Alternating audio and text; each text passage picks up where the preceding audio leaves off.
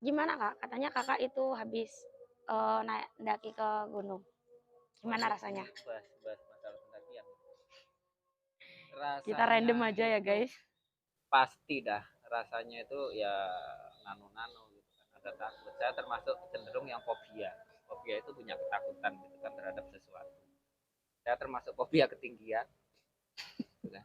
Jadi kalau Tapi nekat misalkan naik dari gunung. atas gitu kan, misalkan di dak atas ini, lihat Ya, ke bawah itu sebenarnya takut gitu. Tapi di sana benar-benar satu kita ada alat gitu kan, yang kedua ada tutor, ada yang dampingin, itu yang membuat kita kuat. Maka dalam konteks ini mungkin yang bisa Septi pelajari bagaimana kita percaya kepada navigator. Navigator itu petunjuk jalan. Itu salah satu pengalaman bagi saya gitu kan. Kenapa? Karena itu hal baru.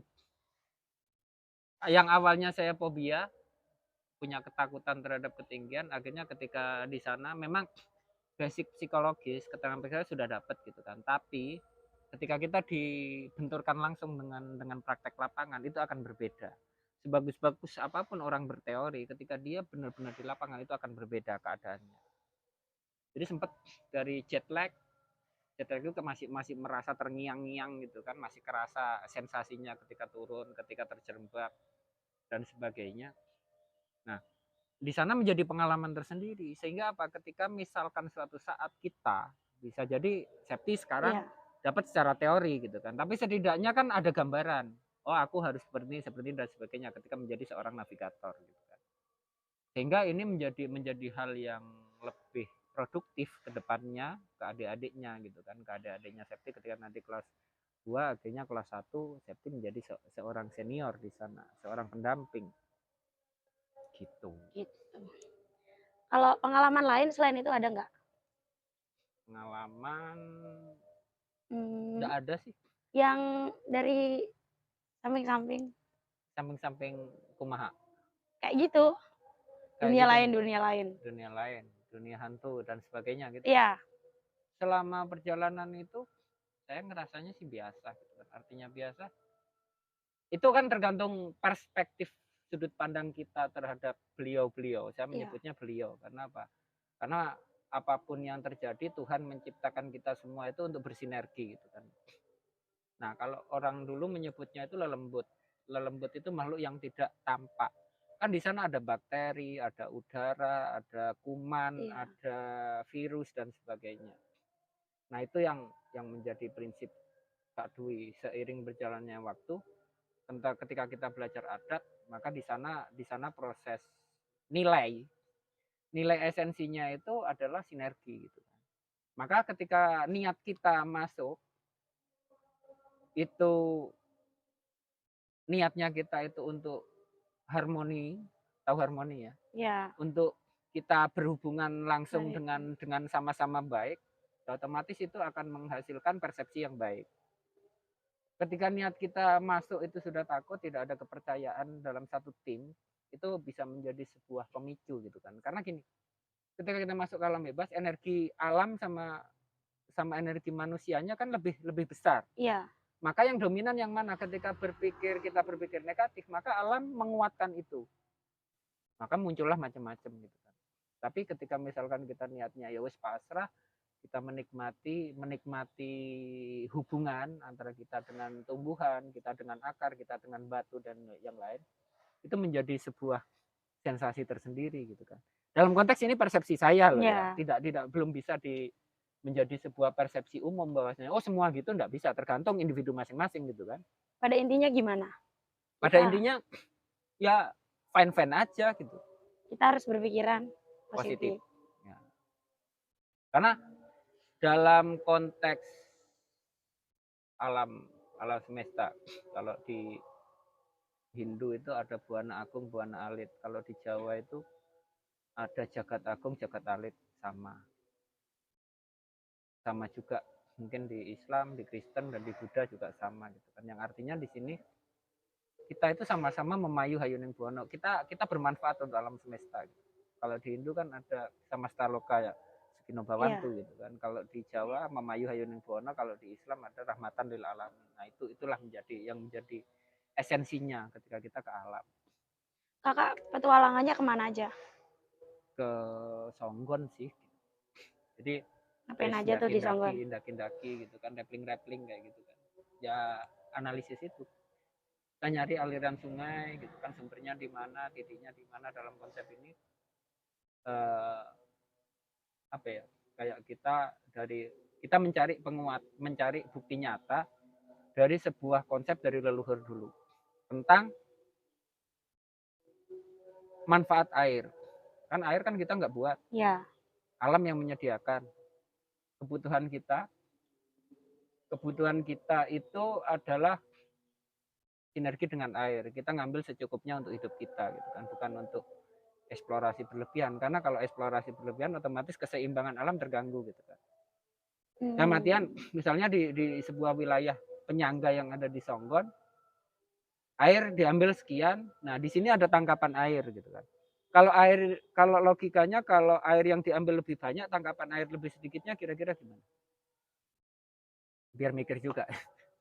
Kalau gimana? Ibaratkan pengeluaran lebih besar daripada pemasukan. Nggak balance dong. Nggak balance kan? Iya. Akuntansi kan ya? Iya, Nah, akuntansi. nah masuk ini. Iya, Berarti masuk. secara hitungan akuntansi di alam pun juga sama.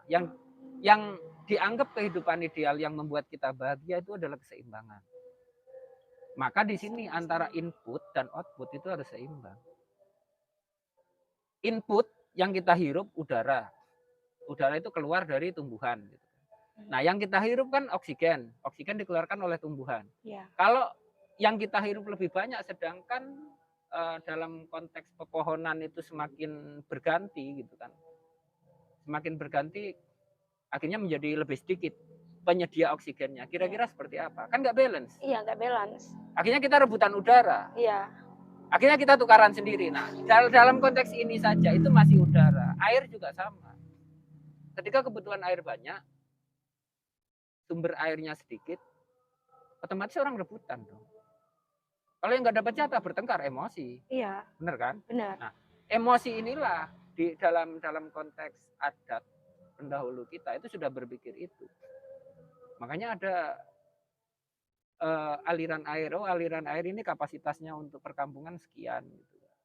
Sumber airnya sekian, kapasitas perkampungan sekian. Kalau misalnya ini melebihi kota, maka harus pindah. Maka itu yang disebut nomaden. Nomaden ini berpindah tempat. Kan dalam buku sejarah sosial budaya di sekolah itu kan ada yang namanya nomaden, berpindah. Dia berpindah bukan karena sesuatu hal, tapi karena memang ada suatu perhitungan akuntansi lah, akuntansi alam semesta gitu ya.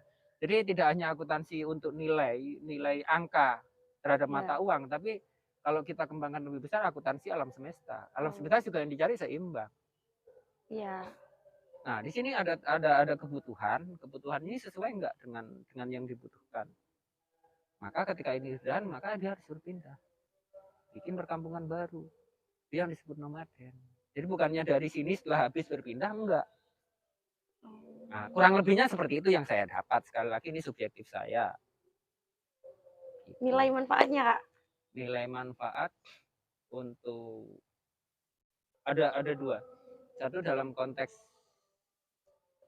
kehidupan sosial masyarakat, yang kedua dari sisi ilmu pengetahuan. Ketika kita ke sana ada dua hal, ada tumbuhan endemik, ada tumbuhan alien. Alien bukan berarti dari angkasa terus turun ke bumi, enggak. Alien itu pendatang, bukan asli daerah situ. Oh, alien jadi bahasanya. Misal jati itu kan ternyata bukan tumbuhan hutan asli di daerah tangkapan air gitu kan. Lebih cenderung dia kan dimanfaatkan. Terus ada lagi pinus itu dalam masuk kategori alien. Karena ini dalam konteks hutan alami ya, tanpa intervensi itu campur tangan manusia. Iya. Jadi hutan itu terbentuk sendiri alami gitu kan. Nah, itu kalau yang alami berproses di sana, biji jatuh itu hidup. Tapi kalau alien ke sana, dia nggak bisa menghidupi yang lain. Oh. Misal, kenapa rata-rata pohon pinus itu di bawahnya itu nggak ada semak-semak? Karena dia alien. Karena posisinya dia nggak bisa menghidupi tumbuhan lain. Karena Misal kalau beringin ya, iya ya. beringin di hutan gitu kan, terus ada pohon, mungkin pohon kintungan, pohon mungkin aren dan sebagainya. Nah, daun-daunnya ini akan menyuburkan gitu, akan memperkaya keanekan ragaman hayati dalam tanah, subur. Jadi bisa Nah, yang lain yang sesuai seret bisa tumbuh karena itu alami di situ gitu. Tapi kalau sudah tercampur dengan alien, maka di sana ada yang namanya konsep ini pantangan untuk dicampur tangan manusia. Oh, wilayah misalkan mana area yang bisa untuk jadi perkebunan. Nah, kalau perkebunan masih boleh gitu kan. Misalnya kita tanam kopi ditambah tanaman buah-buahan yang besar itu masih masih boleh. Tapi kalau memang itu sudah memang ada batas untuk biar itu alam yang memproses, maka itu biarlah alam. Kita nggak boleh campur tangan. Karena itu keseimbangan tadi gitu kan. Dia sumber oksigen. akuntansi lagi. Akuntansi, keseimbangan, balance gitu kan. Masa sih kita hidup di alam semesta akhirnya kita menjadi hutang? Hutang harus bayar dong. Jangan-jangan di masa depan kita harus bayar itu dengan perjuangan yang lebih berat. Kan nggak bisa. Terus Kak, kenapa kok tumbuhan di alam itu tumbuh sendiri tanpa pupuk? Sedangkan kita harus pupuk, emes, segala macam. Ribet gitu kan rasanya. Pertanyaan yang cukup berat. Jadi itu karena satu, pengetahuan kita tentang alam itu sangat minim. Kita dimanjakan oleh fasilitas. Nah, contoh sederhana, pernah nggak Anda, Septi, menguji coba berbagai macam, wah aku punya teori daun ini bisa jadi pupuk, daun ini seperti itu. Kan nggak pernah. Enggak. Kita Kan maunya udah ada instan pupuk. gitu kan. Nah, Iya. hal itu yang membuat akhirnya keanekaragaman hayati yang seharusnya itu masuk dalam kimia fisika gitu kan. Jadi ada yang alami, organik, anorganik. Iya, ya. Ya kan. Dalam konteks ada organik, anorganik buatan, dan ada organik dan anorganik alami. Ini versi saya gitu, mengklasifikasikan itu. Nah, ketika itu sifatnya alami, ini kan terurai dengan proses alam gitu. Iya. Jadi alam punya mekanisme sendiri untuk mendukung kehidupan di atasnya. Jadi tanah itu punya sistematika sendiri untuk memproses lewat lelembut tadi. Bakteri. Nah, kadang-kala bakteri itu kalau difitnah gitu kan, oh ini bikin sakit gitu, padahal dia berusaha di dunianya sendiri dia itu menyuburkan tanah. Iya, Nah, ya. persepsi kita terhadap beliau itu tadi, terhadap tugas beliau itu yang kadang-kala menyebabkan menjadi bumerang bagi kita. Kita takut, akhirnya sakit. Kan akhirnya lemah nih kalau kita takut secara psikologis. Maka ketika di Imunnya juga lemah. Ya, akhirnya imun kita lemah. Dulu hujan kita enjoy aja gitu kan. Tapi sekarang ketika kita kena hujan, contohnya Kak Dwi kalau kena hujan juga males gitu. Karena habis itu demam. Padahal ketika hujan itu kita berpikir hujan itu adalah sebuah anugerah, kalau nggak ada hujan kan susah juga. Iya. Gitu kan. Nah, hal-hal semacam. Jadi cara berpikir kembali ke mindset. Oke Kak, mungkin cukup untuk closing testimoninya gimana? Closing testimoni kita sebagai apa ya? Kalau di alam semesta level manusia itu kan paling sempurna gitu kan. Maka kita harus bijaksana. Maka bagi terutama sih yang muda-muda gitu kan, yang punya visioner besar, punya ide, punya kreativitas, tetaplah pada zona bijaksana, zona balance ya. Iya. Secara akuntansi balance. Harus balance antara input sama output. Proses itu pasti perkara negatif atau positif itu harus tetap berimbang. Sehingga apa? Harmoni di lingkungan sekitar kita. Itu kalau misalnya kita itu melihat harmoni itu kayak bahagia gitu kan. Tapi kalau ada konflik kan kayak oh kok gini ya. Maka persepsi kita yang harus berada di zona itu. Menyeimbangkan antara oh ini wilayah negatif gitu kan. Bukan campur tangan kita gitu kan. Oh ini wilayah positif maka kita harus di sana. Tergantung kita berada di negatif atau positif kan. Iya, Maka harus seimbang. Biarlah yang negatif maka tergantung niat.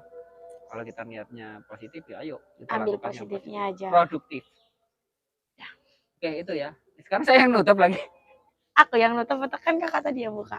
Oke, iya wis tutup. Gimana? Oke, sobat pendengar dan penyimak Pak Teman Punya Cerita, cukup sekian obrolan kita kali ini. Salam berdaya gitu. Sobat apa tadi? Pendengar dan penyimak Pak Teman Punya Cerita.